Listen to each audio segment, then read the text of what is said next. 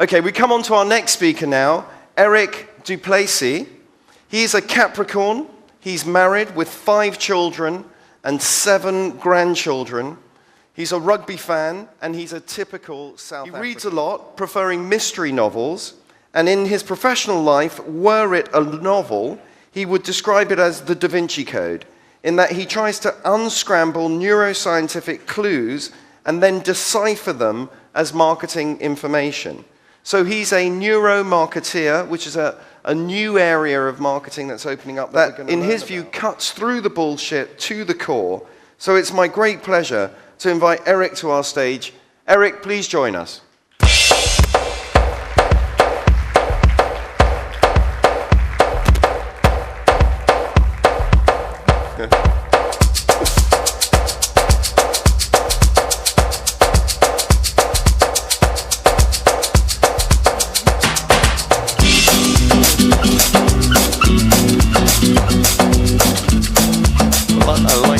I'm going to talk about 2 myths. The one myth being that neurosciences has proved that emotional is in, rational is out. You hear that at a lot of talks at a lot of conferences. I did 10 conferences this year, and at every conference somebody was making that statement, and always had the word neuroscience in there. And the other one is that marketers out there convincing, persuading people to buy things they don't want.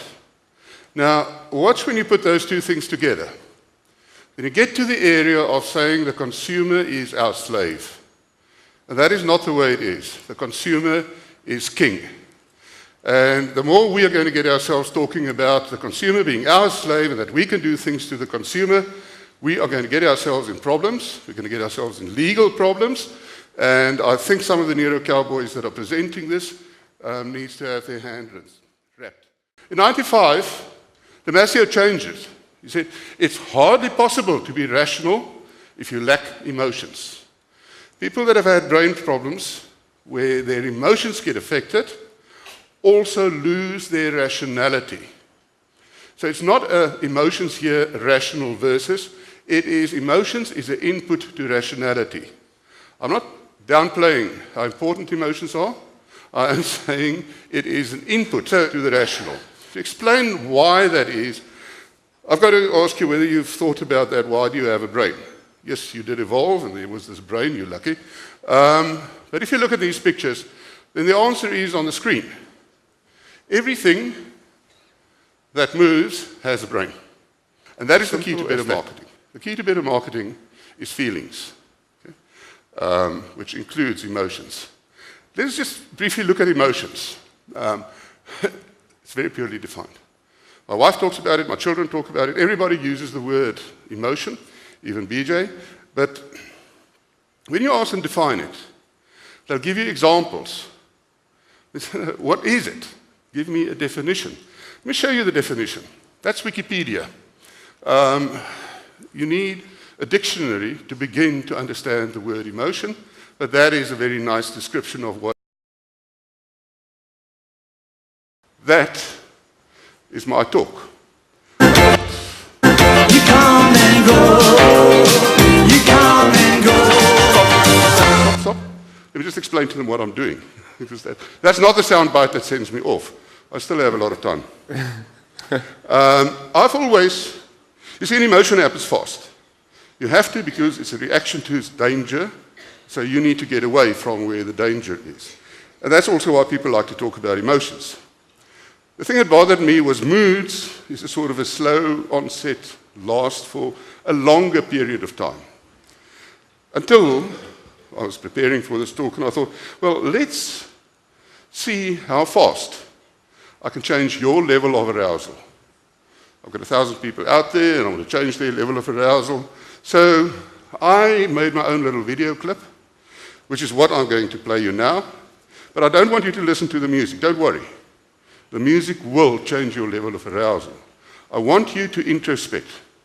Think about yourself and feel how the music shifts your arousal and shifts it down. And I'm going to play you 9 clips in 2 minutes.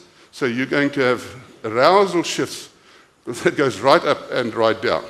Now, Maestro, can we have it? go. You come and go. Come, come, come, come, come, chameleon. Jitterbug. Jitterbug. You put the boom boom into my heart.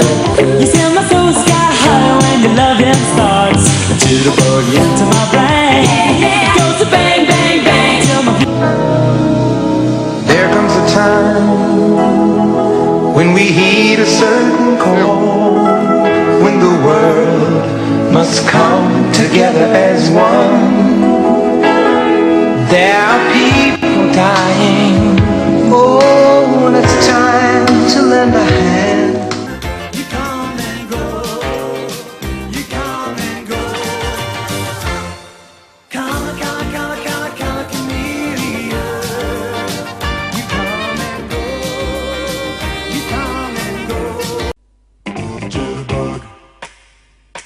Jitterbug. Jitterbug. Jitterbug. You put the boom boom into my heart. You send my soul sky high when your loving starts. A jitterbug into my brain. Goes to bang, bang, bang till my. There comes a time when we heed a certain call, when the world must come. What I want to tell you is to look at the feelings of brands, because that's what people are using. How are you going to research it? Well, that's a subject for another book. I wrote a book that you can read. I'm going to give it to BJ. I don't know whether he reads a lot, but that is the end of my talk. Thank you very much. Oh, thank you. Is this your book? Fantastic. Have a quick seat. Well, I have got a question for you. I think you're just about to sort of not answer it there, but I'm interested. Is there a, when you're looking at colours, for example, there's a Pantone book. Is there a Pantone type matrix for emotions that as brand managers we can look at and say, P405D?